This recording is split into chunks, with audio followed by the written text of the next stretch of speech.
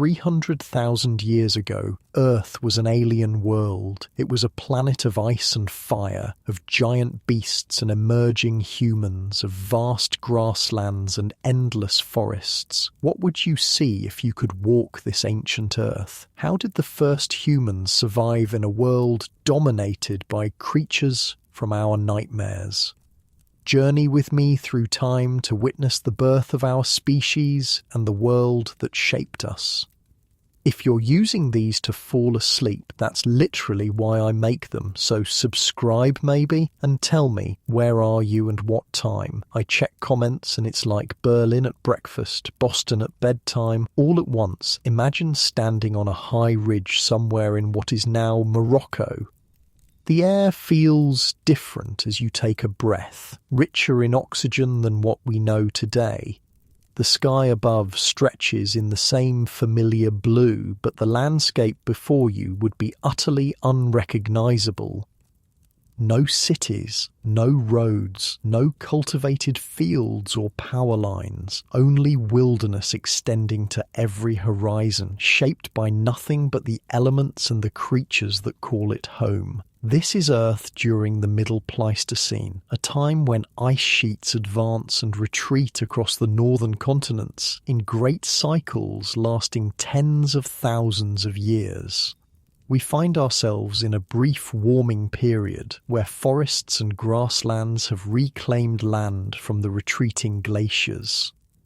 Here in Africa, the birthplace of humanity, the savannas stretch wider than any prairie you've ever seen. Herds of animals so vast they make the modern Serengeti migrations look modest by comparison, move across the golden landscape. The rivers run wild and untamed, their courses different from those we know today. Ancient lakes, some now vanished completely, shimmer in the distance. This is a world still being sculpted by nature's hand, its features raw and primordial.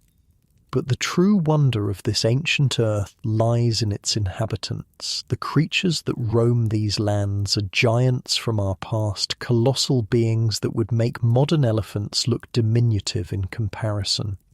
In the distance, moving slowly across the savanna, a herd of Paleoloxodon antiquus appears, straight-tusked elephants standing over 13 feet tall at the shoulder. Their massive tusks curve outward and upward, sometimes reaching over 15 feet in length. These are not the mammoths of colder regions, but their equally impressive African cousins.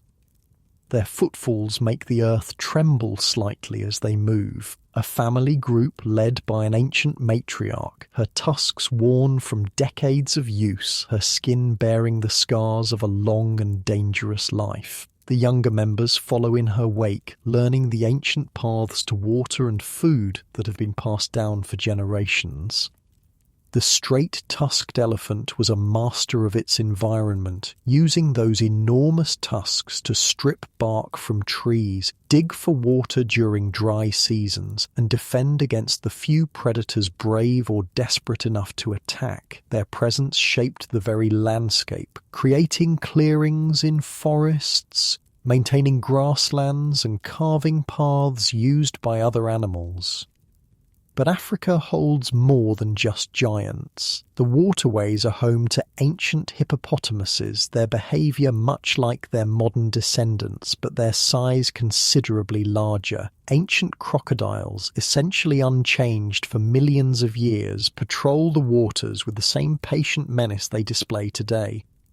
And on the savanna itself, a creature moves with unmistakable feline grace. Panthera leo fossilis, the early Middle Pleistocene cave lion. Larger than any lion alive today, it measured nearly 8 feet from nose to tail base, with powerful limbs and jaws capable of bringing down the largest prey. Unlike modern lions, these ancient cats often hunted alone or in pairs rather than prides. They were ambush predators, using the tall grasses and scattered trees for cover before exploding into short, devastating charges. Their roars would have carried for miles across the open landscape, a sound that would freeze the blood of any creature that heard it, including early humans. Speaking of humans, where would we find them in this wild landscape? Around 300,000 years ago, a momentous transition was taking place. The first members of our species, Homo sapiens, were just beginning to emerge. Not far from our vantage point, near a river cutting through the savannah, a small group of figures moves with purpose through the high grass. They are not quite like us, more robust, with stronger brow ridges and slightly different skull shapes, but they are unmistakably human. These are some of the earliest members of our species, still carrying features from their more archaic ancestors, but beginning the journey toward modern humanity. The Jebel Irhoud humans, named after the site in Morocco where their fossils would be discovered hundreds of thousands of years later. They move with the confident grace of apex predators, despite their modest size compared to the megafauna around them. In their hands, they carry carefully crafted stone tools, not crude rocks, but sophisticated implements made using the leveloir technique, a method of stone tool production requiring advanced planning and precise execution. A small band, perhaps 20 individuals, including children, they operate as a tight-knit unit. The oldest among them might live 40 years, ancient by the standards of the time. Their communication uses vocalizations that would sound strange to our ears, not quite language as we know it, but far more complex than animal calls. What makes these early humans remarkable is not their physical strength. Many animals around them are stronger, but their adaptability and social cooperation. They can live almost anywhere, eat almost anything, and solve problems together that no individual could manage alone. As the day progresses, we see these early humans engaged in a hunting strategy that would become the hallmark of our species, persistence hunting. Unlike ambush predators like lions that rely on short bursts of speed, humans could follow prey for hours or even days, driving animals to exhaustion through superior stamina and cooling abilities. A small group of hunters has separated from the main band, tracking a wounded antelope. They don't run constantly, but trot at a steady pace, never allowing their prey to rest. When the animal stops, they appear again, forcing it to flee once more. This continues under the blazing African sun, the humans maintaining their pace while their quarry grows increasingly exhausted. This hunting technique requires minimal technology but enormous endurance and intelligence, tracking skills, knowledge of animal behavior, and the ability to read subtle signs in the landscape. It also requires cooperation, with hunters taking turns to maintain the chase, while others cut across terrain to anticipate the prey's movement. After hours of pursuit, the antelope finally collapses from heat exhaustion. The hunters approach with stone-tipped spears, finishing their prey with a swift strike. There is a moment of reverence before they begin the butchering process. These humans already understand their connection to the animals they hunt. Back at their temporary camp, we would see the full band engaged in different activities. Some napstone, carefully striking flakes to create cutting edges sharper than surgical steel. Others process animal hides, their fingers working with practiced precision to create clothing and containers. Near the center, a carefully maintained fire burns. The control of fire may be the most significant technology these early humans possessed. It provided warmth, protection from predators, and most importantly, the ability to cook food, releasing more calories from meat and plants and reducing the energy needed for digestion. The social structure of these bands was likely egalitarian by necessity. Survival required the contribution of every member, with knowledge shared freely and resources distributed according to need. Leadership would have been fluid, based on skill and experience rather than permanent hierarchies. As night falls across the ancient African landscape, the human band gathers closer to their fire. The darkness beyond their small circle of light is alive with sounds. The roars of cave lions, the laughter of hyenas, the rumbling of elephants. These are not distant wildlife noises as we might experience them today, but the immediate soundscape of a world where humans are just one species among many, not yet dominant. The night sky above them is brilliant with stars, unpolluted by artificial light. The constellations are the same ones we know, though slightly shifted due to the precession of Earth's axis over the millennia. These early humans would have known the sky intimately, using celestial navigation and recognizing seasonal patterns marked by the movement of stars. But Africa is just one chapter in the story of Earth 300,000 years ago. To truly understand this ancient world, we must journey to other continents where different landscapes and creatures tell their own tales of survival and adaptation.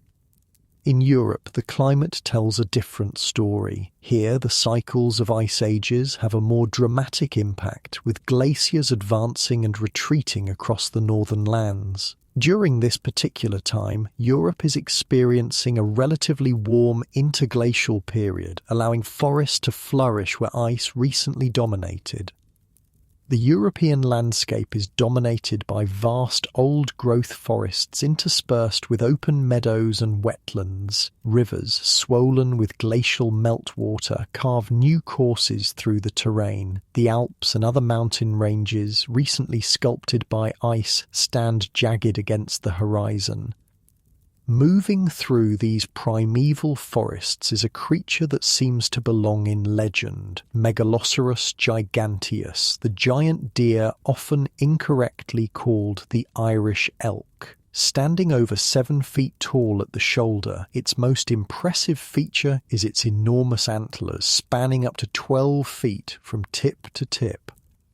These antlers weren't merely for show. During mating seasons, male Megaloceros would engage in dramatic contests, their massive antlers clashing with sounds that echoed through the forests. The victors would win the right to mate, passing on the genes for these impressive structures to the next generation. Despite their size, these giant deer move with surprising grace through the forest clearings. Their enormous antlers, which could weigh up to 88 pounds, required incredibly strong neck muscles to support. When running through dense woodland, they would throw their heads back, positioning the antlers parallel to their spine to avoid entanglement.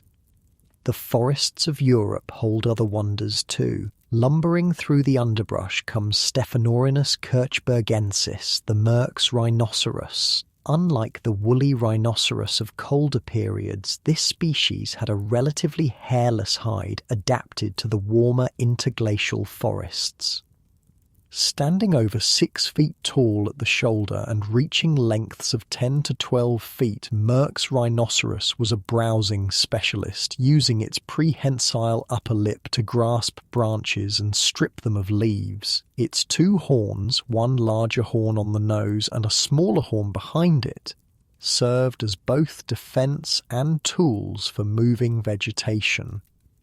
The rivers and lakes of Europe are home to massive beavers, Trogontherium cuvieri, significantly larger than their modern cousins. These giant rodents could reach lengths of over 6 feet and weigh up to 200 pounds. Their engineering activities shaped the European waterways just as modern beavers do today, but on a larger scale.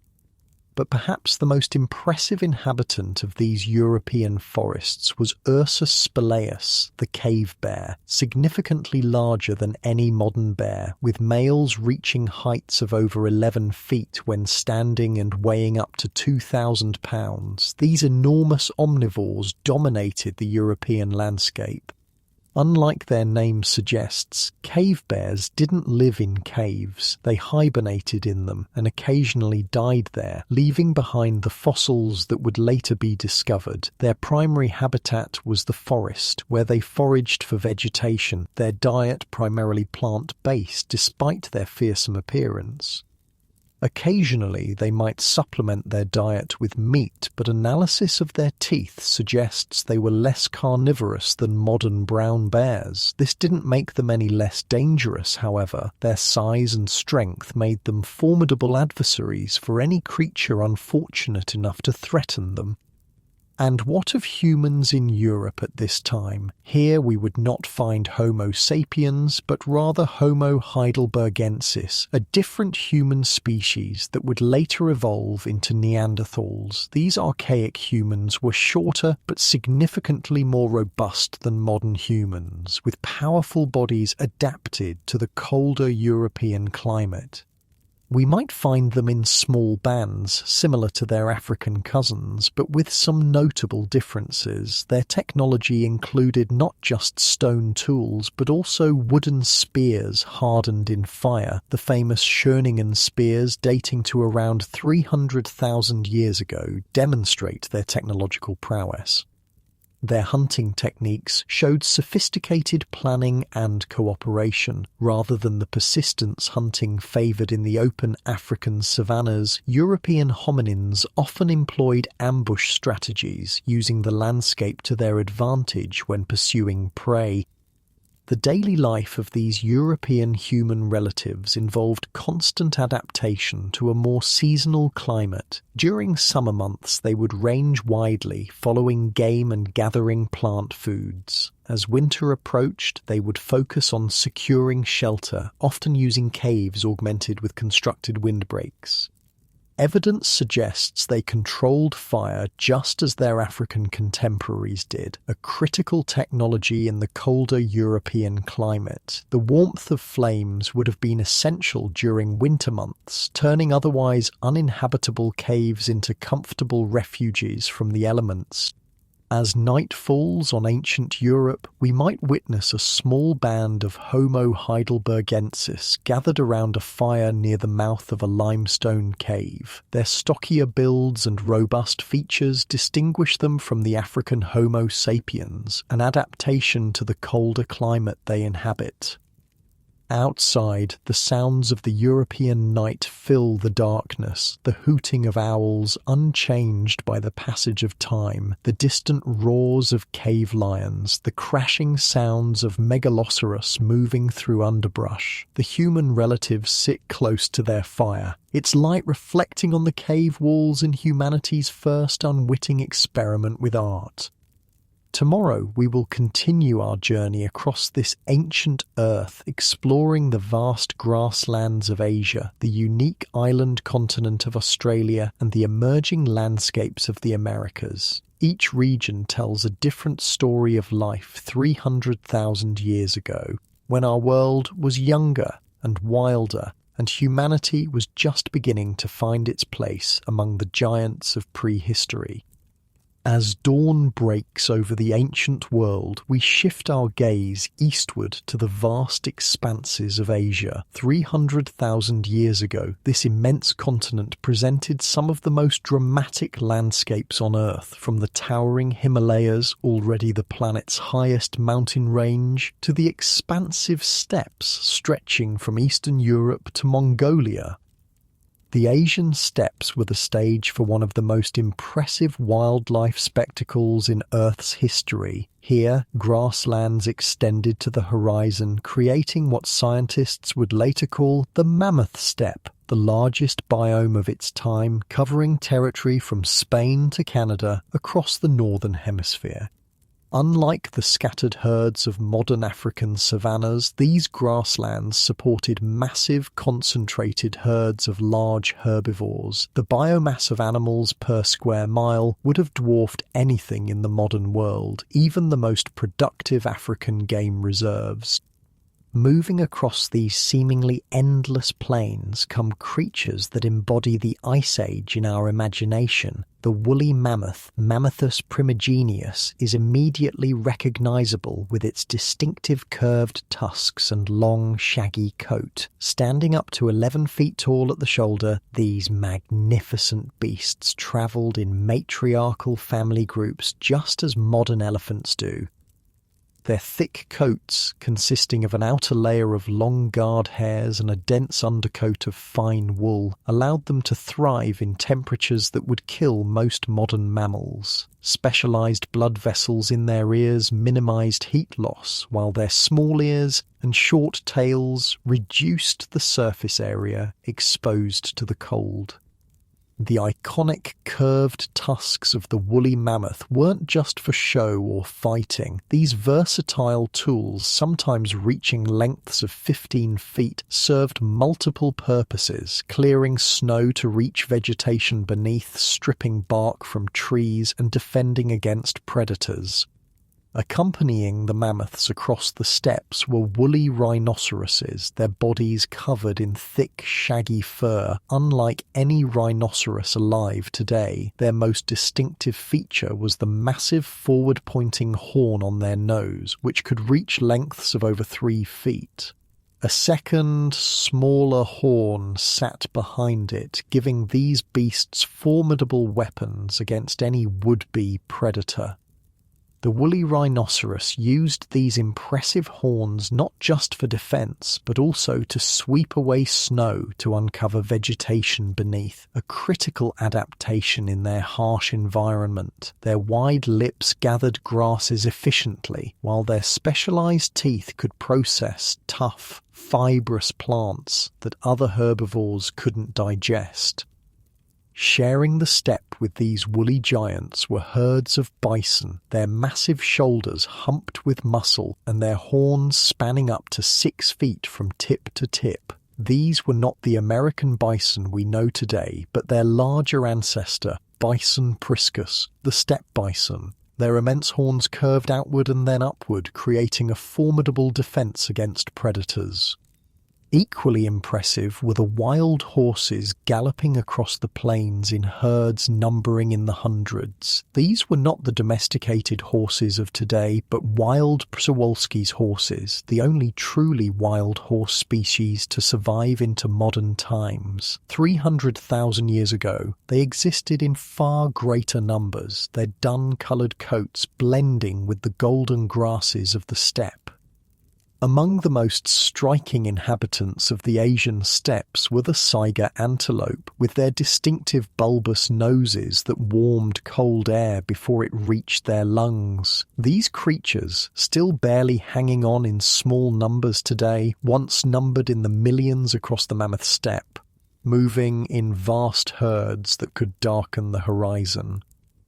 But where there are herds, there are hunters. The cave lion, Panthera spelaea, was one of the most formidable predators of this ancient world, larger than any lion alive today and depicted in cave paintings with no mane. These massive cats hunted in prides across the open grasslands, bringing down prey as large as juvenile mammoths when hunting in groups.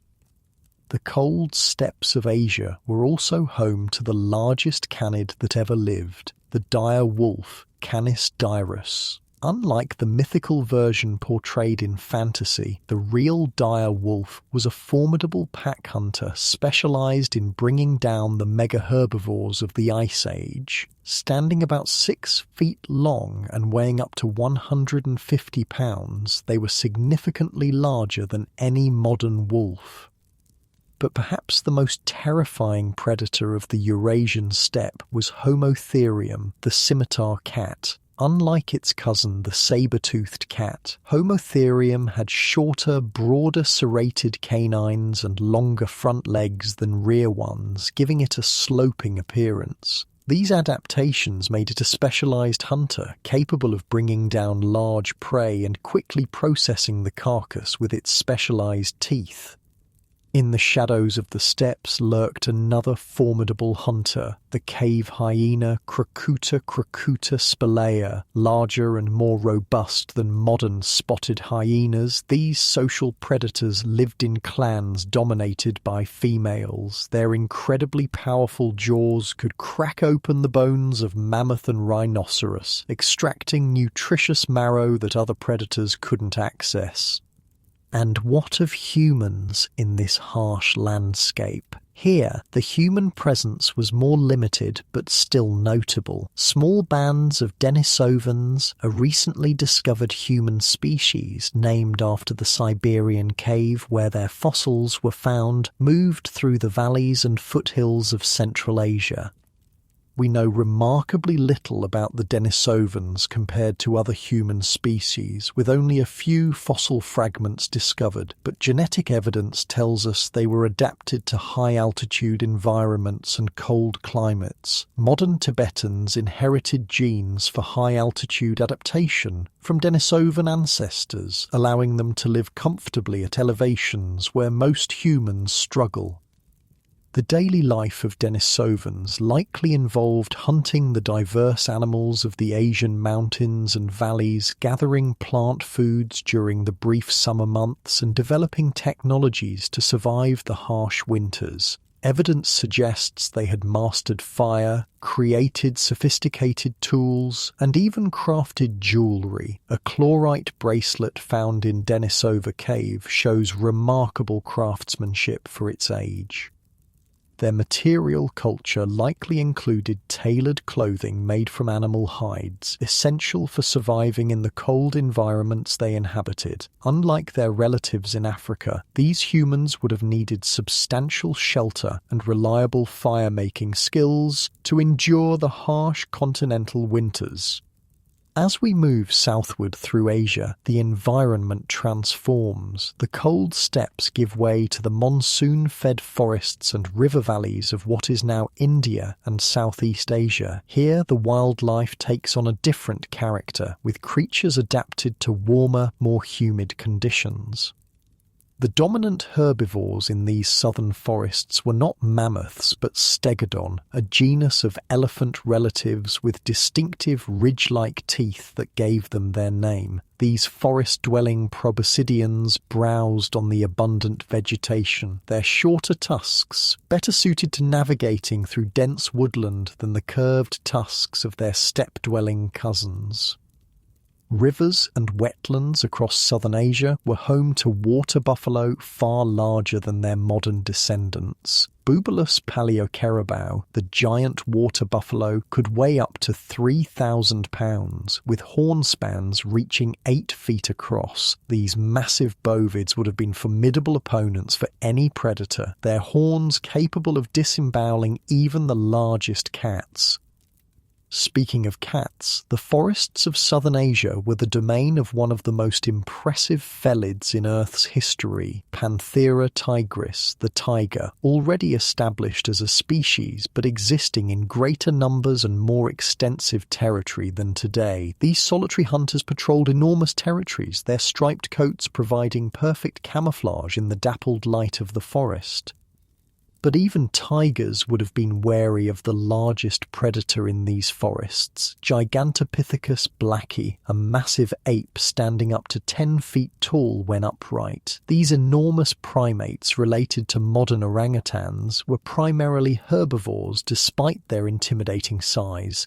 They used their powerful jaws and massive molars to process tough vegetation, including bamboo. Gigantopithecus represents an evolutionary path not taken by our lineage, gigantism rather than intelligence as a survival strategy. While our ancestors were developing larger brains and complex social structures, Gigantopithecus was becoming larger and more specialized, a strategy that would ultimately prove less successful in the long term.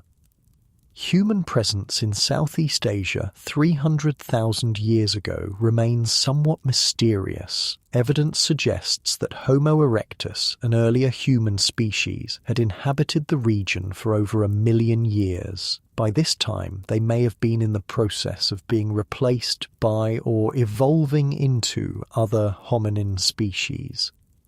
The humid tropics presented different survival challenges than the African savannas or European forests. Here, the abundance of plant foods meant less reliance on hunting, but the profusion of insects, parasites, and diseases created different pressures. Tropical rainfall patterns created alternating seasons of abundance and scarcity, requiring different adaptations than the cold winters of the north.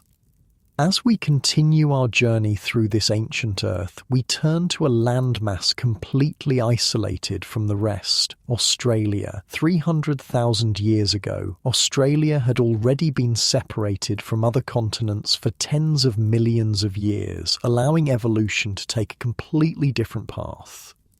The Australia of 300,000 years ago would be both familiar and alien to modern eyes. The continent was already characterized by its unique flora, eucalyptus forests and scrubby outback, but the fauna was dramatically different. This was a land dominated by marsupials, but not the relatively small kangaroos and koalas we know today. Roaming the woodlands and savannas was Procoptodon galea, the giant short-faced kangaroo. Standing over 10 feet tall and weighing more than 500 pounds, these massive marsupials didn't hop like modern kangaroos but moved with a bipedal walking gait, using their tails as a counterbalance.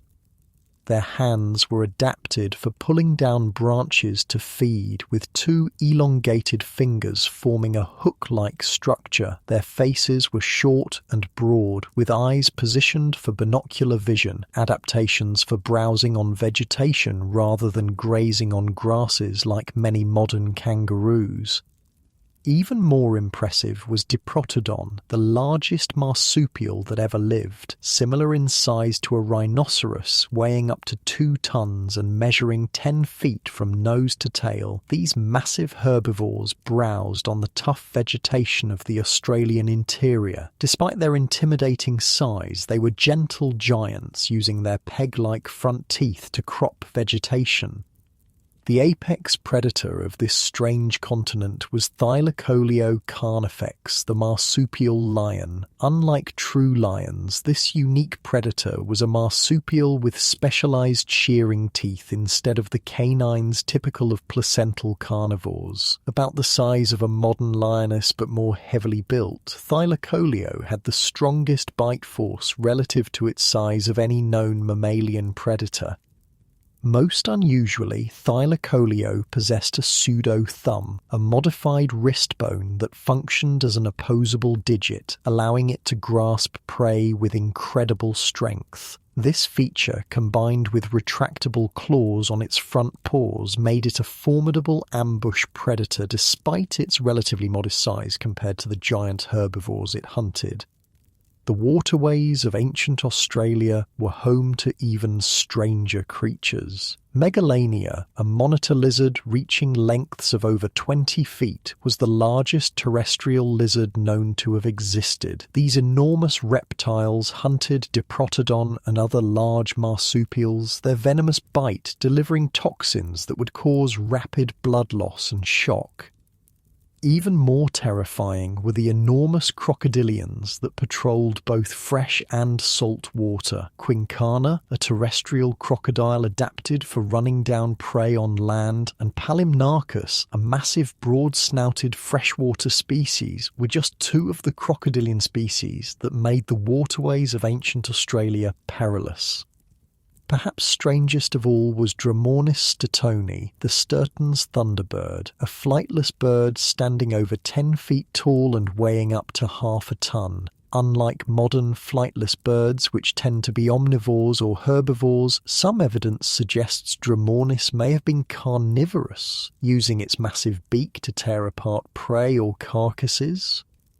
The most notable absence in this catalogue of Australian megafauna is any mention of humans. 300,000 years ago, humans had not yet reached the isolated continent. Australia would remain free of human presence for at least another 230,000 years, allowing its unique ecosystem to evolve without the pressures of human hunting or habitat modification.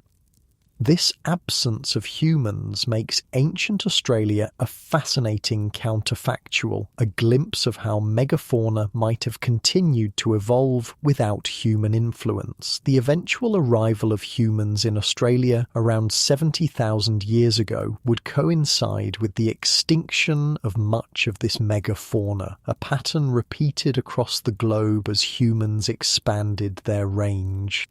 As we move across the Pacific, we reach the Americas, the final major landmass in our tour of Earth 300,000 years ago. Here we find a continent still in the process of being colonized by both animals and plants following the formation of the Isthmus of Panama a few million years earlier.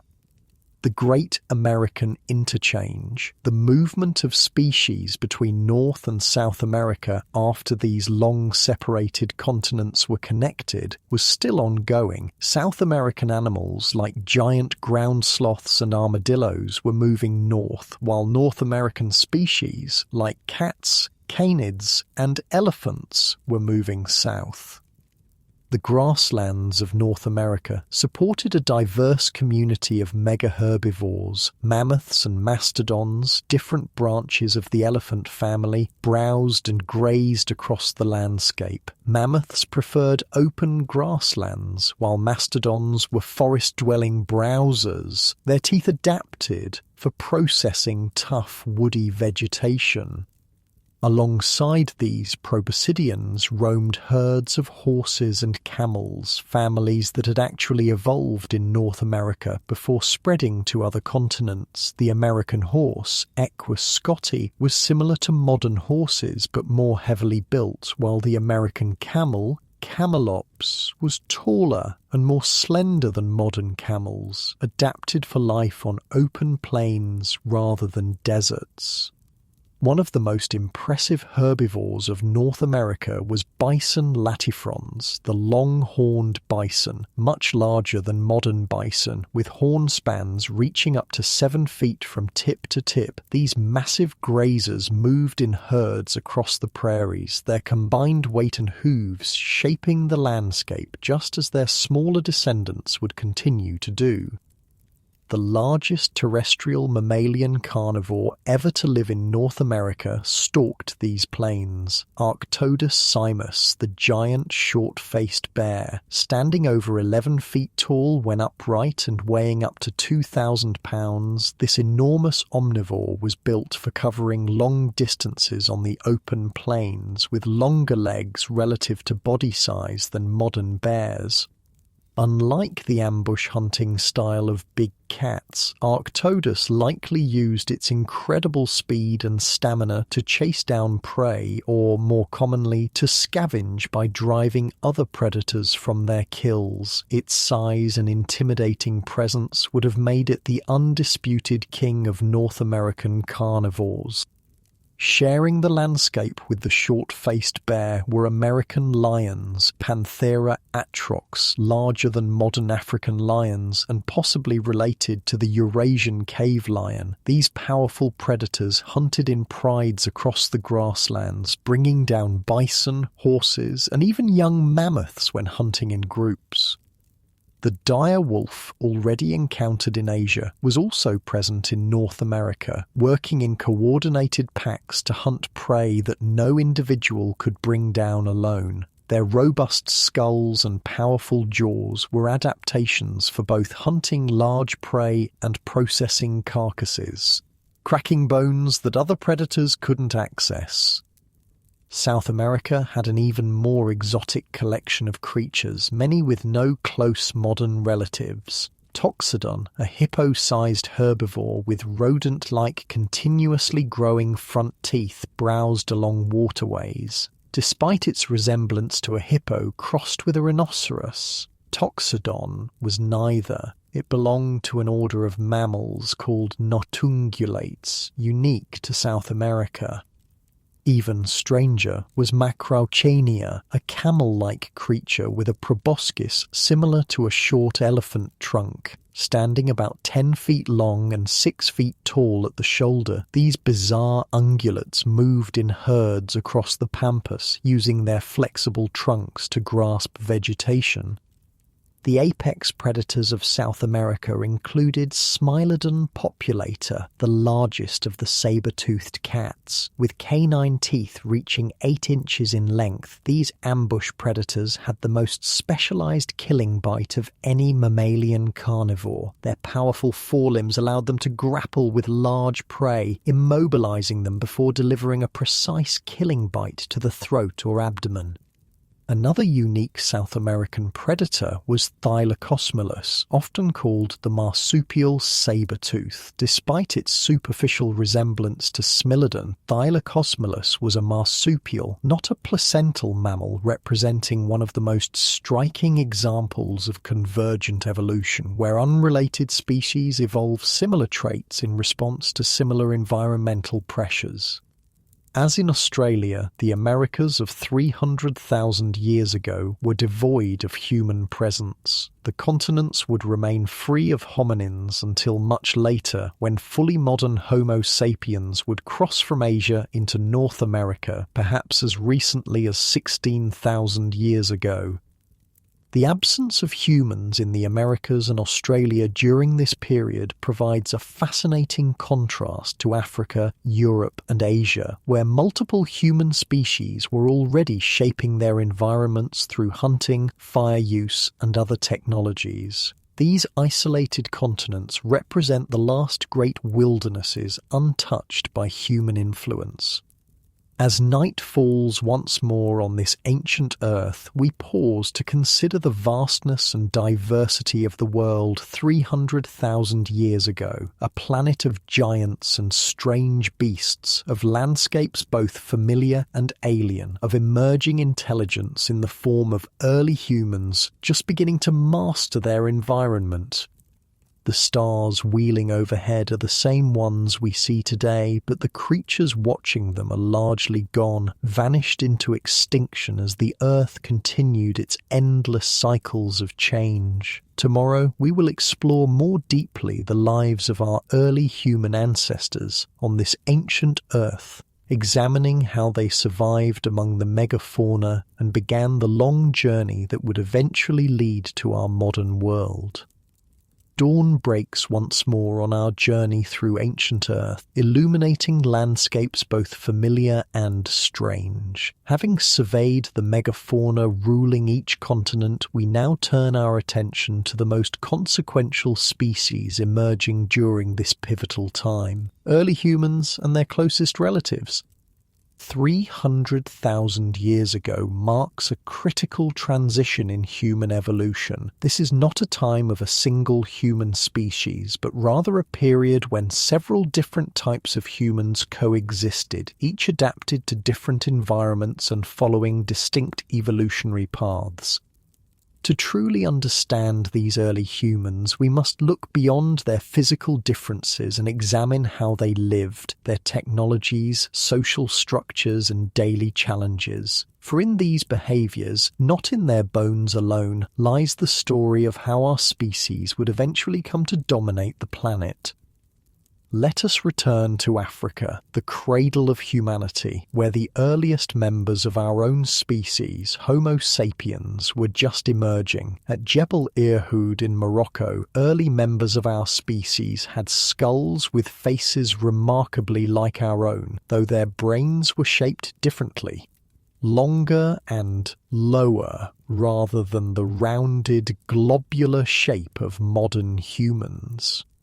These early Homo sapiens lived in small mobile bands of perhaps 20 to 50 individuals. Their social structure was likely egalitarian with minimal hierarchy, not due to some noble philosophy, but out of necessity. Survival required the skills and cooperation of every individual, with leadership likely flowing to those with the most relevant expertise for immediate challenges.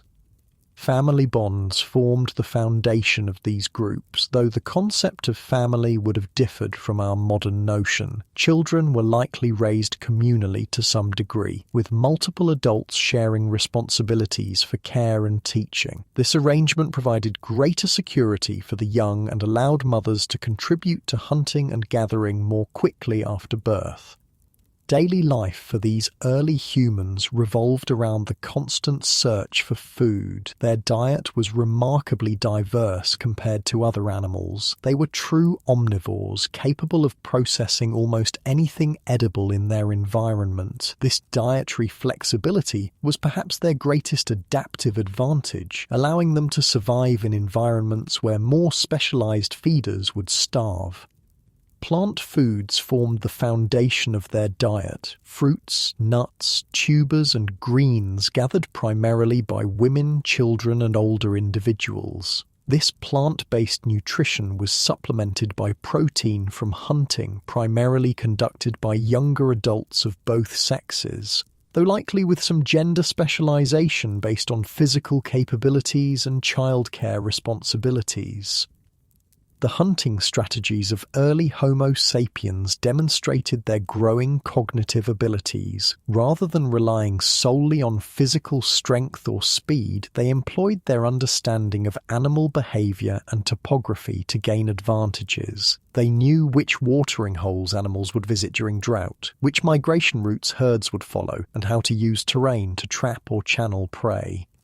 Persistence hunting, the practice of pursuing animals until they collapsed from heat exhaustion, showcases the unique human combination of physical and mental adaptations. Few animals can regulate body temperature through sweating as effectively as humans, and fewer still can track and strategize over long distances. This method required minimal technology but substantial intelligence. The tools these early humans created reveal much about their cognitive capabilities. The Levallois technique of stone knapping, already in use by this time, required the toolmaker to visualize the finished tool within the stone core before beginning to work. This ability to plan ahead, to see what does not yet exist, represents a significant cognitive leap. Their toolkit included hand axes, teardrop-shaped tools with sharp edges all around, multi-purpose implements used for cutting meat, digging roots, and processing plant materials. These weren't carelessly made expedient tools, but carefully crafted objects, sometimes with symmetry that went beyond practical requirements, perhaps showing the first stirrings of aesthetic sensibility. Points attached to wooden shafts created spears for hunting and defense. Scrapers of various shapes processed animal hides for clothing and shelter materials. Barins, tools with chisel-like edges, worked bone and wood. Together, these implements allowed early humans to access resources unavailable to other animals, creating a unique ecological niche. Perhaps their most transformative technology was fire. By 300,000 years ago, humans had been using fire for hundreds of thousands of years, but evidence suggests they were becoming more sophisticated in its management. Fire provided warmth, protection from predators, and most importantly, the ability to cook. Cooking dramatically increased the caloric value of foods by breaking down tough fibers and making nutrients more accessible. This allowed humans to devote less energy to digestion and more to growing and maintaining their energy-hungry brains. The hearth also became a social focal point, extending active time beyond daylight hours and creating space for social bonding and knowledge transfer. The clothing of early Homo sapiens was likely simple but effective, hides and furs processed to retain flexibility, possibly sewn together using sinew and bone needles. Unlike their Neanderthal cousins in colder Europe, African Homo sapiens would have needed less insulation but still required protection from the elements and terrain. Shelter would have been primarily temporary, appropriate for mobile bands following food sources. Simple structures of branches, hides, and available materials could be constructed quickly and abandoned without significant loss of investment. Caves and rock shelters provided more substantial protection when available, particularly in areas revisited seasonally. But what of their minds, the internal landscapes that would ultimately set humans apart from all other species? 300,000 years ago, human cognition was already remarkably sophisticated, though not yet fully modern. Language in some form was almost certainly present, though perhaps not as complex as modern speech. The physical structures needed for speech, the descended larynx, fine motor control of the tongue and lips, specialized brain regions, were largely in place, but the complete package of modern language may still have been developing.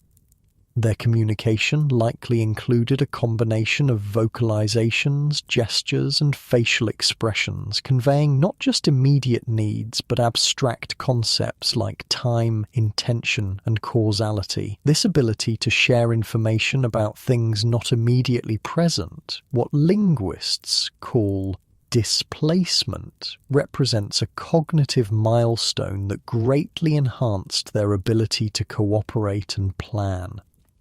Memory, both individual and cultural, was essential for survival. The natural world provided a calendar of sorts, with seasonal changes in vegetation, animal behavior, and celestial patterns marking time. Early humans needed to remember where resources could be found at different times of year, which plants were edible or medicinal, which were poisonous, and how to process them properly.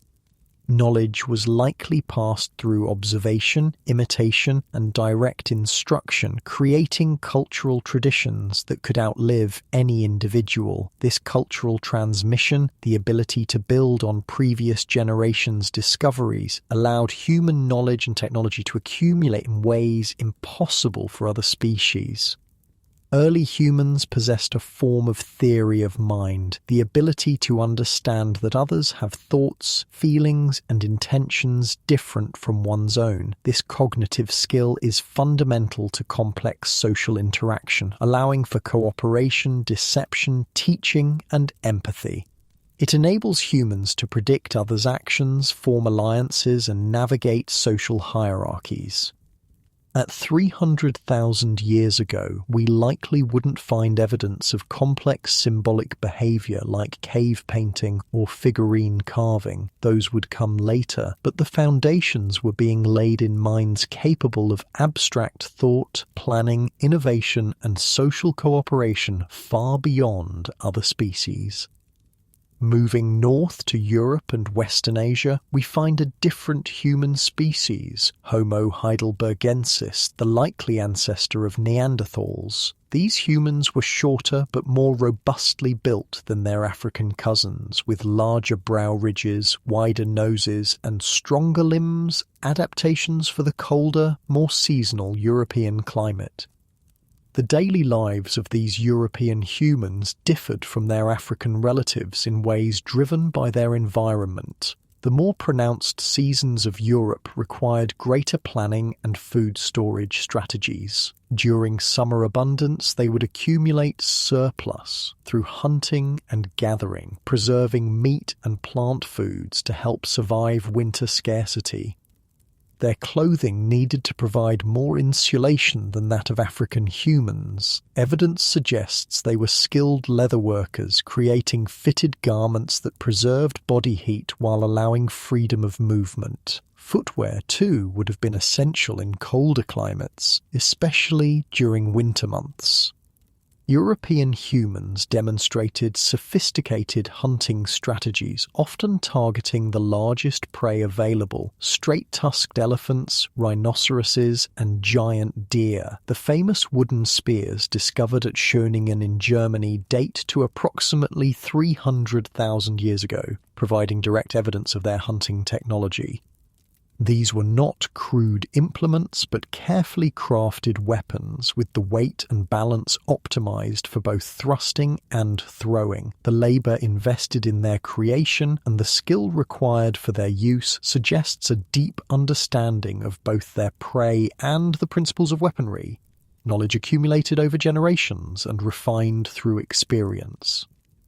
The social structure of these European human bands may have been similar to their African counterparts: small mobile groups with flexible leadership based on situation and expertise. However, the harsher winters may have encouraged more elaborate social arrangements with clearer delineation of roles to ensure group survival through seasonal challenges. Farther east in Asia, particularly in the mountainous regions of what is now Siberia and Tibet, lived the mysterious Denisovans, known to us primarily through DNA and a handful of fossils. Their physical appearance remains largely unknown, but genetic evidence tells us they were adapted to high altitudes and cold environments. Their technology appears to have been sophisticated, with evidence from Denisova Cave indicating the production of ornamental objects like polished stone bracelets. Such items suggest aesthetic sensibilities and possibly social signaling beyond purely utilitarian concerns. Early indicators of symbolic thinking. While the specifics of Denisovan life remain largely unknown, they likely faced challenges similar to other northern human populations: seasonal food availability, cold winters requiring substantial shelter and clothing, and the need to hunt large prey efficiently to meet their caloric needs. What makes this period of human evolution particularly fascinating is that these different human species were not isolated from one another. Evidence from genetics tells us a remarkable story of interaction and interbreeding between these distinct human lineages. Modern humans of non-African descent carry approximately 2% Neanderthal DNA in their genomes, while some Asian and Pacific Islander populations carry up to 6% Denisovan DNA. These genetic contributions didn't just disappear into our gene pool. They provided adaptations that benefited the recipient populations. From Neanderthals, some modern humans inherited genes related to immune function and skin properties. From Denisovans, Tibetans received genes that help them thrive at high altitudes where oxygen is scarce. These genetic exchanges tell a story not of replacement and extinction alone, but of complex interactions, rivalries, and cooperations between different human species.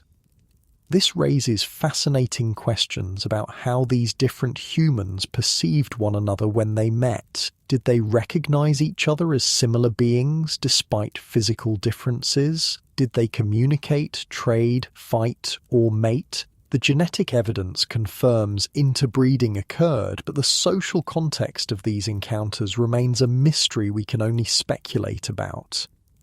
The most remarkable aspect of human evolution at this time was not physical, but behavioral. The archaeological record shows increasing evidence of planning depth, the ability to anticipate future needs and take actions in the present to meet them. This extended time horizon, this living partially in the future, is a distinctly human trait.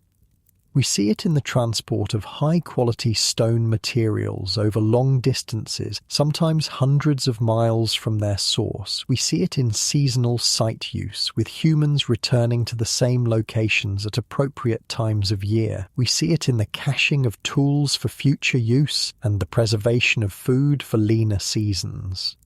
This forward-thinking mindset required not just intelligence, but imagination, the ability to envision situations not yet experienced and prepare for them appropriately. It also required trust and social cohesion, as investments made in anticipation of future needs only work if the social group remains intact to benefit from them.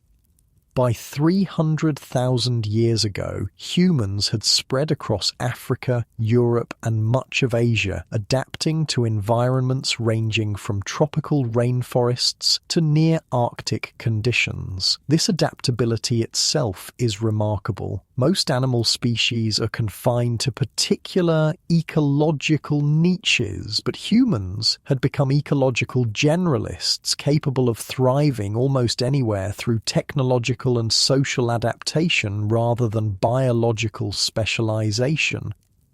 In each environment, humans faced different challenges and developed unique solutions. In Africa, persistence hunting worked well on open savannas but would be impractical in dense forests. In Europe, ambush hunting was more effective given the terrain and prey species. In mountainous regions, vertical migration might follow seasonal changes in resource availability. Despite these regional differences, certain human traits remained constant: cooperative social structures, technological innovation, information sharing, and cumulative cultural knowledge. These characteristics, more than any physical attribute, would eventually allow one human species, Homo sapiens, to expand beyond Africa and ultimately replace all other human lineages. If we could somehow communicate with these early humans, we would find minds recognizably like our own: curious, social, innovative, and aware. They would not understand our world of cities, writing, and digital technology, but they would understand our basic needs, emotions, and social dynamics. The cognitive architecture that makes us human was already largely in place. What they lacked was not capacity, but accumulation, the thousands of years of discoveries, inventions, and cultural developments that separate their lifeways from ours. Given the same time depth and population size, they would likely have been capable of most of what modern humans have achieved. The difference is history, not biology. As the sun sets on our third day exploring this ancient earth, we've gained a deeper appreciation for our early ancestors and their relatives. They were not simple brutes, but complex beings navigating challenging environments with intelligence and social sophistication. Tomorrow, we will explore how these early humans interacted with the megafauna around them, examining their hunting practices, competition with other predators, and early impact on ecosystems. We'll see the beginnings of the human influence on Earth that would eventually transform the planet in ways unimaginable to our ancestors 300,000 years ago. The morning light filters through ancient trees as we continue our exploration of Earth 300,000 years ago. Having examined the varied human species of this time and their remarkable cognitive abilities, we now turn to a crucial aspect of their existence: their relationship with the megafauna that dominated the landscape. This relationship was multifaceted, with humans acting as both predators and prey, competitors and ecosystem engineers. The story of how early humans interacted with the giants around them reveals much about our ancestors' ingenuity and the ecological role they were beginning to carve out for themselves.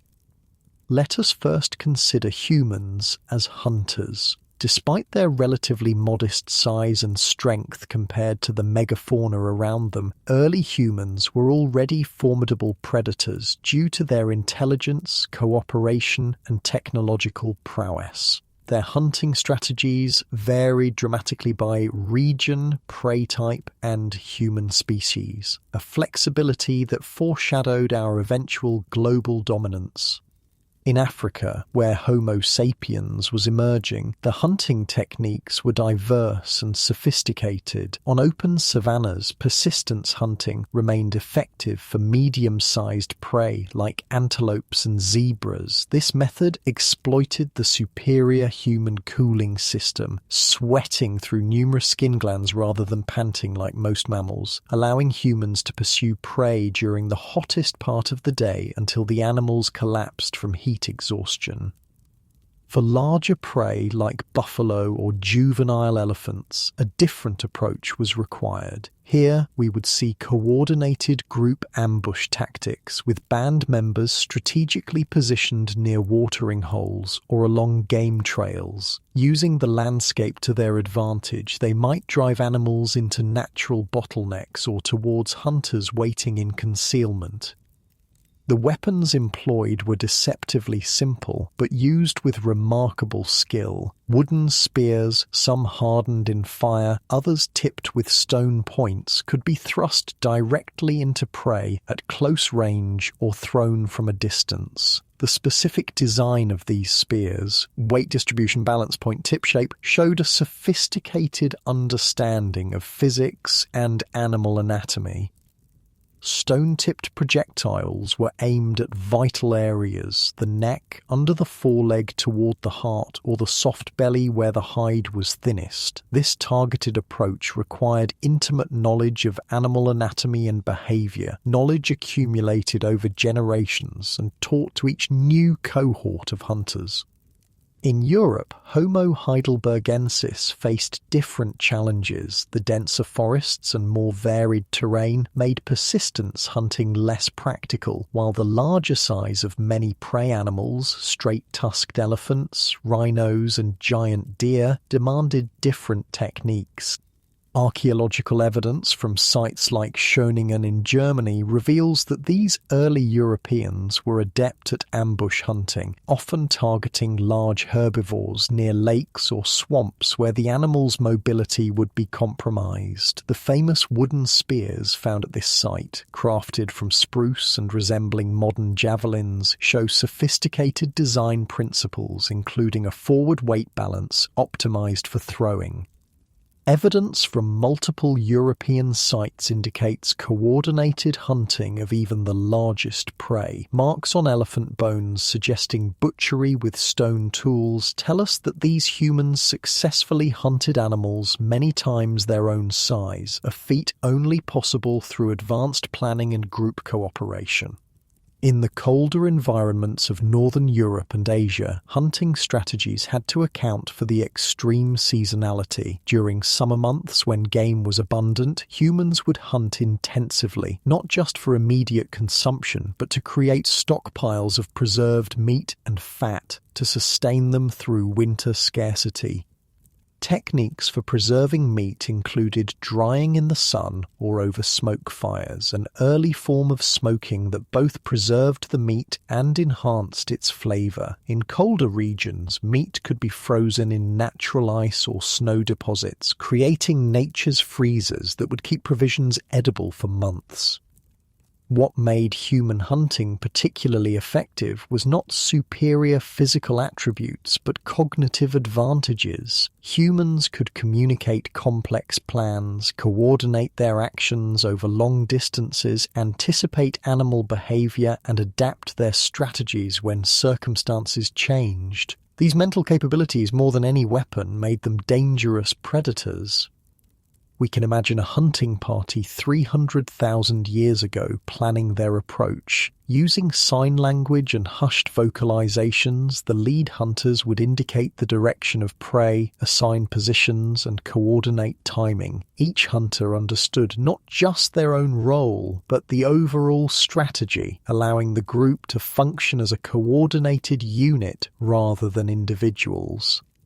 This cognitive dimension of hunting extended to the creation and maintenance of their weapons. Stone tools weren't just picked up and used, but carefully crafted through processes requiring planning, skill, and cultural knowledge. The napper needed to understand the properties of different stone types, visualize the finished tool within the raw material, and execute precise strikes to reveal the intended form. The most skilled toolmakers were likely respected members of their bands, their knowledge essential for group survival. Young people would observe and gradually participate in the toolmaking process, an apprenticeship system allowing accumulated knowledge to pass from one generation to the next. This cultural transmission of skills represented a unique human adaptation, allowing technologies to improve over time. The relationship between humans and megafauna wasn't just one of predator and prey. Early humans also competed with other apex predators for resources and territory, an ecological dance that helped shape our evolutionary path. Consider the daily challenges faced by human bands living in landscapes populated by formidable carnivores. Cave lions, saber-toothed cats, dire wolves, and giant hyenas all shared the same environments and targeted similar prey. For small bands of humans, these other predators represented not just competition, but genuine danger. Evidence of this danger can be found in the fossil record. Human bones bearing the distinctive tooth marks of large carnivores tell a sobering story of our ancestors' vulnerability. Not every encounter with predators ended with human victory. Many of our relatives met their end as prey for the very creatures they hunted. To mitigate this threat, early humans likely employed multiple strategies. The most obvious was fire, which served as both deterrent and protective barrier against predators. Archaeological sites often show evidence of hearths positioned near cave entrances or at the centers of temporary camps, creating light and heat that would keep most predators at bay during the vulnerable night hours. Humans also engaged in active defense of their territories, driving away competing predators when possible, and perhaps even hunting them deliberately to reduce competition. Cave lion and cave bear bones bearing cut marks from stone tools suggest that humans occasionally hunted these dangerous competitors, whether for food, to acquire their pelts, or simply to eliminate threats. The cognitive understanding of predator behavior gave humans a crucial advantage. They knew when and where different predators were likely to be active and could adjust their own activities accordingly. They recognized the signs of predator presence, tracks, scat, territorial markings, and could either avoid these areas or approach them with heightened vigilance. This spatial and temporal awareness allowed humans to exploit ecological niches unavailable to other predators. They could coordinate larger hunting parties than other social predators, target a wider variety of prey, and process carcasses more efficiently using tools. These advantages allowed them to thrive alongside larger, stronger carnivores. We might witness a human band encountering fresh lion tracks while on a hunting expedition. Rather than abandoning the hunt entirely, they might change their target prey or modify their route to avoid direct competition or confrontation. This flexibility, this ability to adjust plans based on new information, represented a cognitive leap beyond the capabilities of other predators. The relationship between humans and megafauna extended beyond hunting and competition to include what we might call early ecosystem engineering, the beginning of humanity's long history of environmental modification. Though nowhere near the scale of later agricultural societies, these early humans were already shaping their environments in subtle but significant ways. The most obvious form of ecosystem engineering was fire management. By 300,000 years ago, humans were not just using natural fire, but actively controlling it, possibly even creating it using friction methods. Controlled burning of grasslands and underbrush would have served multiple purposes, improving visibility for hunting, promoting the growth of preferred plant foods, and creating movement barriers to channel game during hunts. Evidence suggests these early humans understood the relationship between fire and vegetation. Burning certain areas would promote new growth that attracted grazing animals, essentially creating hunting grounds by manipulating the landscape. This represents an early form of niche construction, the process by which organisms modify their environment to increase their chances of survival. Another form of environmental modification came through selective harvesting of plant foods. By preferentially collecting certain species and discarding their seeds in concentrated areas, particularly around campsites, humans inadvertently began the very earliest stages of plant domestication. These activities subtly shifted the distribution and abundance of various plant species in frequently occupied areas. The impact of human predation on prey populations was likely still limited at this time due to relatively small human population densities. However, in some locations, humans may have already begun affecting the behavior of prey species. Animals might avoid areas of frequent human activity or alter their movement patterns in response to predation pressure, early examples of the landscape of fear concept in ecology. Seasonal movements of human bands created networks of trails through the landscape, pathways that would be reused year after year as groups traveled between resource patches. These trails sometimes followed animal migration routes, sometimes connected reliable water sources, and sometimes linked areas with different seasonal food availability. The archaeological evidence for these seasonal movements appears as patterns of site use across landscapes. Certain locations show evidence of repeated occupation during particular seasons, perhaps near coastal areas when shellfish were abundant, in forest edges during nut harvesting seasons, or along migration routes during annual animal movements. These patterns reveal a sophisticated understanding of resource availability through time and space. Early humans maintained mental maps of their territories, knowing when and where different foods would be available throughout the year. This temporal and spatial knowledge allowed them to position themselves advantageously within fluctuating ecosystems. Let us imagine following a band of early Homo sapiens through a yearly cycle in eastern Africa. During the rainy season, they might establish a more permanent camp near reliable water sources where game would be abundant. As the dry season approached, they would break camp and move to higher elevations where different plant foods were becoming available and where permanent springs provided water when seasonal streams ran dry. Throughout these movements, they would monitor the landscape, noting changes from previous years, which fruit trees were producing abundantly, where new animal trails had formed, how the timing of seasonal changes compared to their memories. This environmental monitoring informed their decisions about where to go next and how long to stay.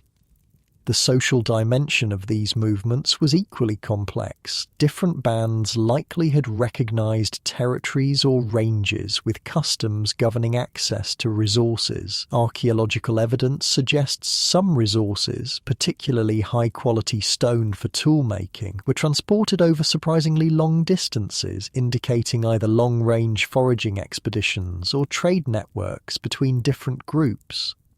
These intergroup relationships would have been managed through social conventions and reciprocity. Perhaps permission to hunt in another group's territory was granted in exchange for access to stone sources, or marriages between groups cemented alliances that included resource-sharing agreements.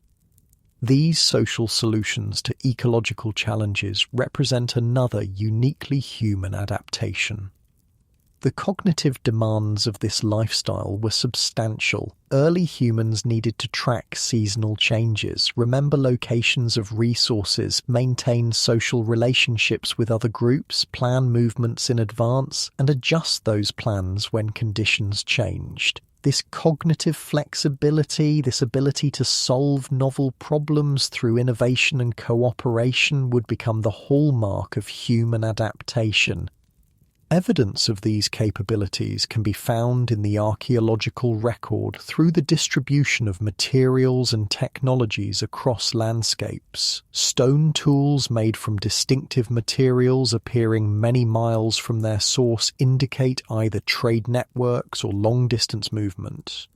Regional variations in tool styles suggest cultural differences between groups, early signs of the cultural diversity that would become another human hallmark.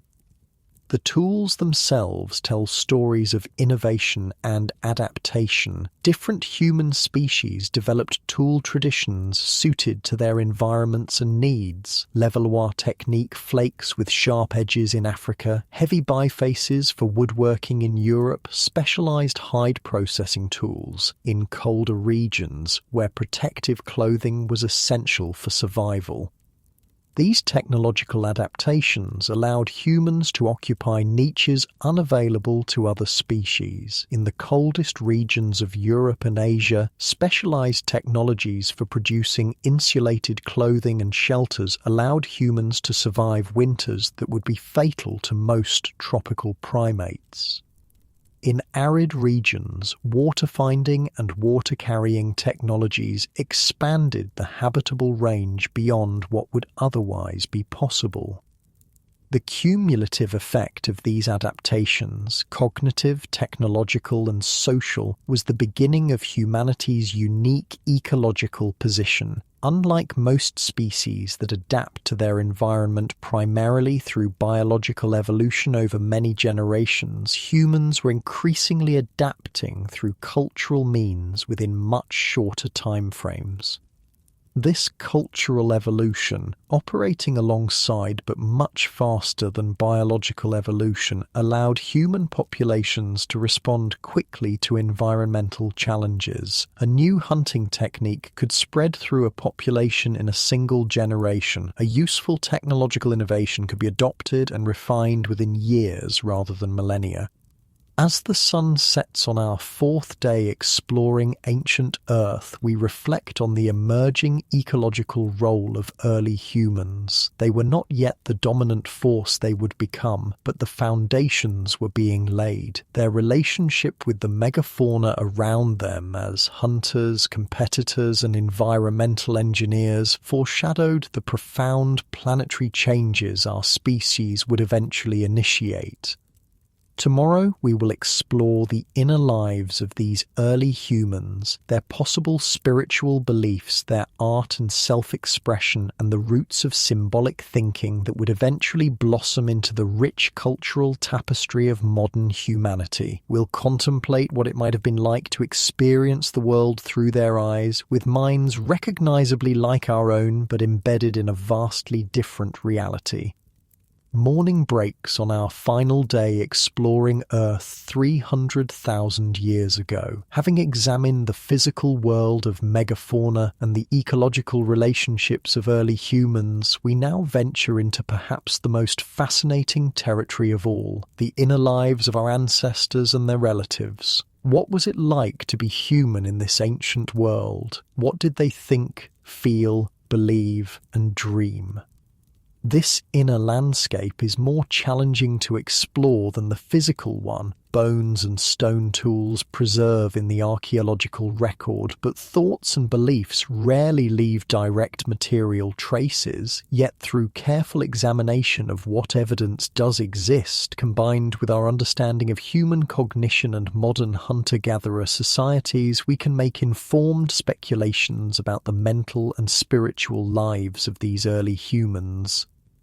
Let us begin with their sensory experience of the world, the raw material from which their inner lives would be constructed. The sensory capabilities of early humans were likely more acute than our own in many respects, honed by lives spent in intimate connection with the natural environment.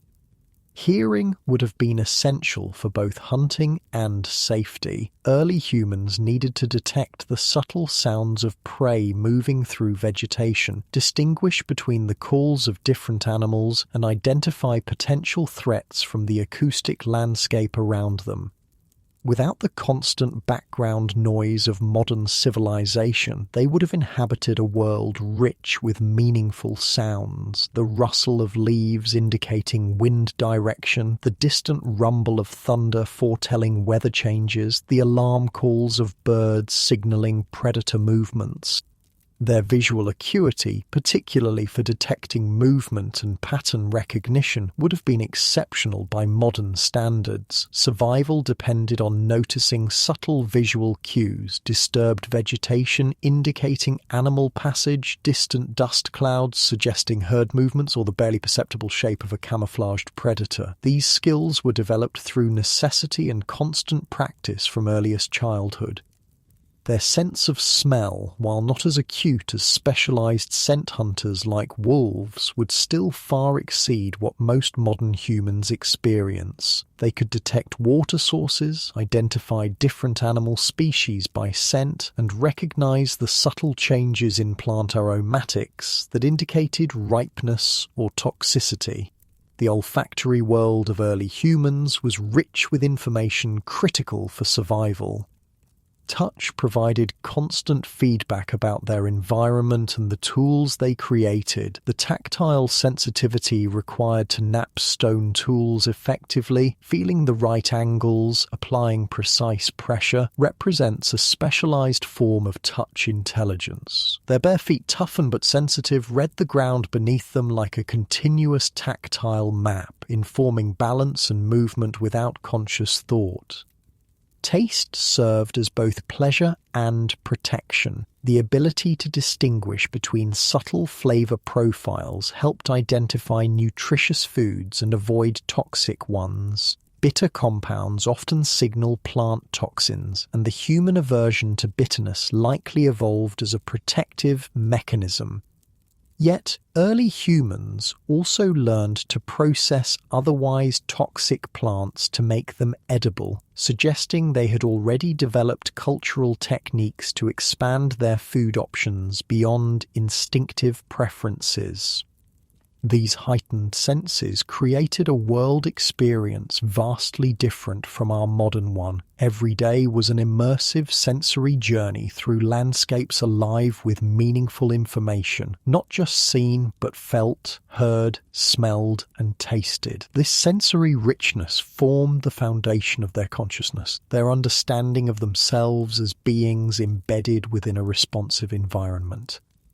But humans are more than the sum of their sensory inputs. What of their emotional lives? The basic human emotions, joy, fear, anger, disgust, sadness, surprise, have deep evolutionary roots and would have been fully present in our ancestors. These emotions served adaptive functions, motivating behaviors that enhanced survival and reproduction. Fear prompted appropriate caution around predators and dangerous terrain. Disgust helped avoid contaminated food and disease vectors. Anger mobilized energy for defense and competition. Joy reinforced beneficial social bonds and pleasurable activities like successful hunts or discoveries of abundant food sources. These emotional responses weren't primitive approximations, but fully developed psychological states much like our own. The evidence for complex emotional lives in early humans comes partly from their social structures. Living in close-knit bands requires emotional intelligence, the ability to understand and respond appropriately to others' emotional states, to resolve conflicts, to maintain cooperative relationships. Archaeological evidence of care for injured individuals suggests empathy and compassion were already well-established human traits. These emotional capabilities extended beyond the pragmatic requirements of survival. Evidence from burial practices of Neanderthals and other human species suggests mourning behaviors and possibly conceptualizations of death that went beyond simple disposal of bodies. While the earliest clear evidence of intentional burial dates to somewhat later than our 300,000-year focus, the cognitive capabilities for such behaviors were likely already present. The social emotions, pride, shame, guilt, gratitude, jealousy, love, would have played crucial roles in maintaining group cohesion. In small bands where cooperation was essential for survival, mechanisms for ensuring fair contribution and distribution of resources would have been necessary. These social emotions serve as internal regulators of behavior, promoting actions beneficial to group survival even when they might not maximize individual short-term interests. But what of their conscious thoughts, their internal narratives? Language, in some form, was almost certainly present, though perhaps not with the full structural complexity of modern languages. The FOXP2 gene, associated with language capabilities, had already evolved into its modern form in both Neanderthals and Homo sapiens, suggesting the physical basis for complex vocalization was in place. With language comes the ability to discuss the non-present, to talk about yesterday's hunt, next season's migration, or the dangerous predator encountered in a nearby valley. This capability for displacement, communicating about things not immediately present, represents a significant cognitive leap, allowing for planning, storytelling, and the transmission of accumulated knowledge. The content of early human language likely focused heavily on the practical concerns of survival, coordinating hunting and gathering activities, sharing information about resource locations, warning of dangers, but it would also have included social information, discussions of relationships, retellings of notable events, and the beginnings of what we might recognize as gossip, which plays an important role in social cohesion and norm enforcement in small-scale societies. Beyond language, early humans possessed what philosophers call a theory of mind, the understanding that others have mental states different from one's own. This cognitive ability allows humans to predict others' behavior, understand their intentions, and manipulate their beliefs, both for cooperation and deception. Evidence for theory of mind appears in the complex hunting strategies that required anticipating both animal and human behavior. This ability to model others' thoughts extended to their understanding of animal behavior as well. Successful hunters needed to think like their prey, to anticipate reactions, to know when an animal would flee and when it would stand its ground. The cave paintings of later periods, with their extraordinary insight into animal anatomy and behavior, suggest this deep understanding had roots in much earlier human cognition. What about abstract thought and spiritual beliefs? While the earliest unambiguous evidence for symbolic thinking in the archaeological record, cave art, figurines, body ornaments, generally dates to later periods, the cognitive foundations for such expressions were likely already present 300,000 years ago. It seems probable that early humans had developed concepts about forces or beings beyond the visible world, the natural phenomena they encountered, lightning, thunder, eclipses, seasonal cycles, birth, death, would have demanded explanation. Without scientific understanding, attributing agency to these phenomena, seeing them as the actions of beings or forces with intentions, represents a natural cognitive tendency. These early spiritual beliefs were likely animistic, perceiving the natural world as populated by spirits or essences that could influence human affairs. Certain locations, unusually shaped rock formations, caves, tall trees, mountain peaks, might have been viewed as particularly powerful or sacred, places where the boundary between the seen and unseen worlds was thinner. Evidence for such beliefs might be found in the occasional unusual treatment of animal remains. Some archaeological sites show animal skulls or bones arranged in patterns difficult to explain through purely practical needs, possibly indicating ritual activities. These behaviours suggest concepts of proper relationships with the animals hunted, perhaps including beliefs about respecting their spirits or ensuring their continued abundance. The night sky would have held particular significance for early humans. Without light pollution, the stars would have been dramatically visible, their patterns and movements providing both practical navigation cues and inspiration for storytelling and meaning-making. The moon's regular phases offered a natural calendar, while eclipses and meteorite showers would have been rare, powerful events demanding explanation within their conceptual framework. Dreams likely played an important role in early human consciousness and possibly their spiritual understanding. The universal human experience of dreaming, where we encounter seemingly real events and individuals while sleeping, naturally suggests the existence of another realm or state of being. Many hunter-gatherer societies view dreams as experiences of the soul traveling or encounters with spiritual entities, and similar interpretations may have existed among our ancient ancestors. Music and rhythm were almost certainly part of early human life, though the evidence is sparse due to the perishable nature of most musical instruments. Bone flutes date to about 40,000 years ago, but the human voice, our first musical instrument, would have been used much earlier.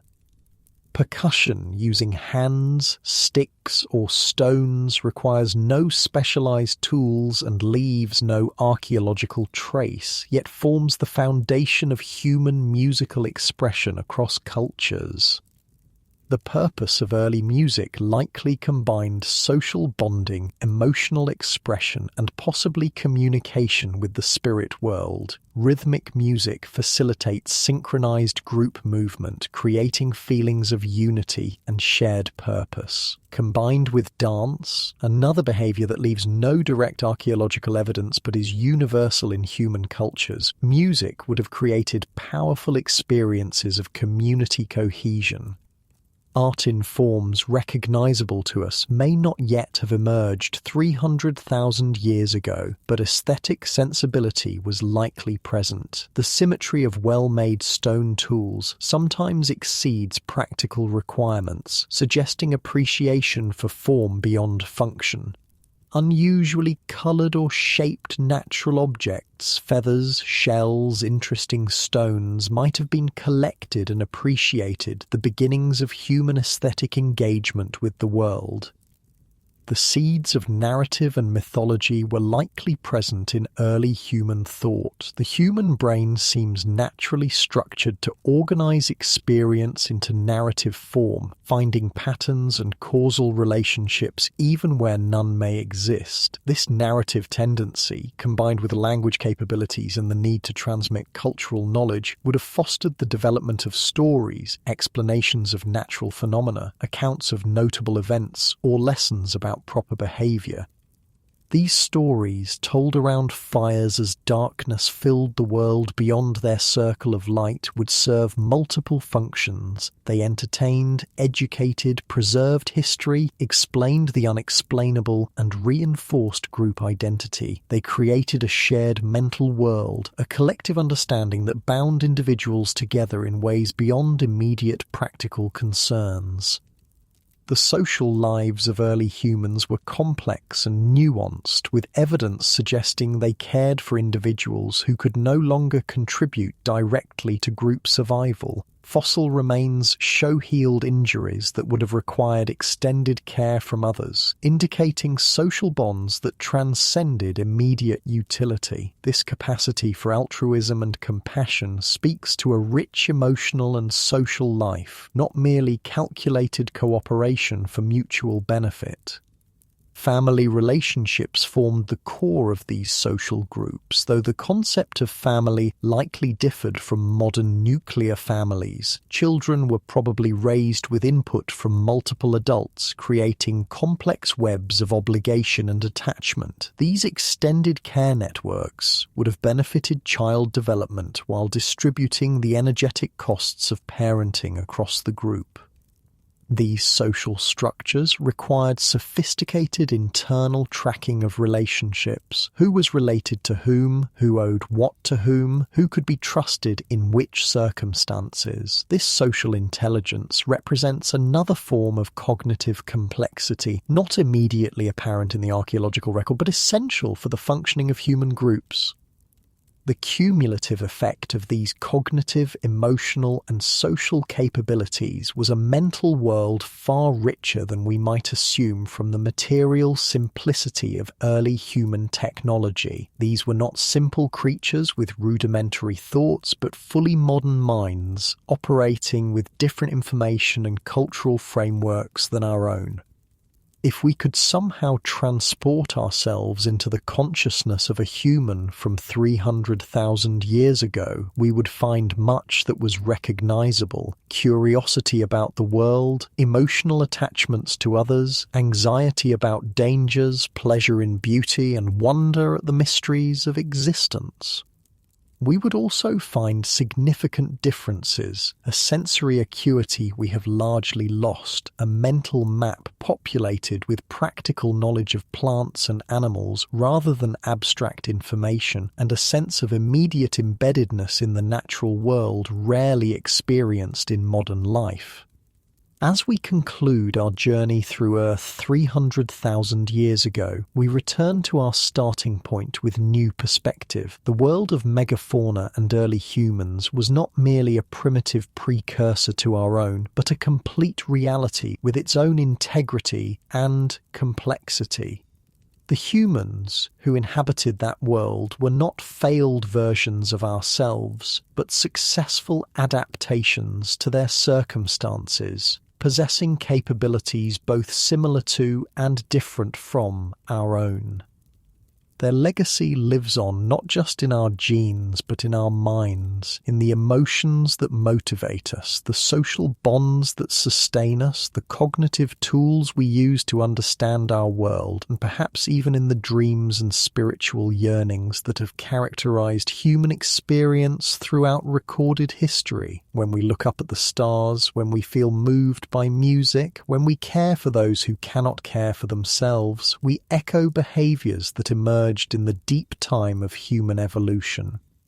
The story of humanity did not begin with written records or even with fully modern Homo sapiens. It was already unfolding 300,000 years ago among bands of different human species making their way in a world of giants, using their unique combination of intelligence, cooperation, and technological innovation to survive and even thrive.